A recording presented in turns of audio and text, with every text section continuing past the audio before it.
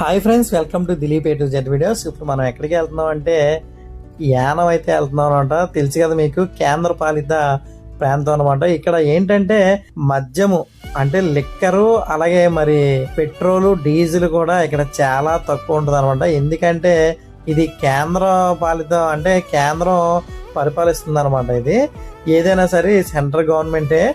అంటే నేను మా ఊరి నుంచి అయితే వెళ్తాను అనమాట, గుండుగోల నుంచి. దాదాపు నాకు గుండుగోల నుంచి 160 కిలోమీటర్ల దాకా వస్తుంది.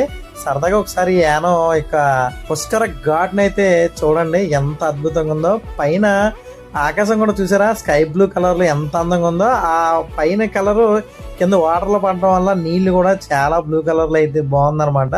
కానీ ఏదో నిజంగానే ఇక్కడ ఉన్నదంతా మన తెలుగు వాళ్ళైన యానంలో, కానీ వేరే స్టేట్ ఏదో వెళ్తున్నట్టయితే ఫీల్ అనిపించింది అనమాట.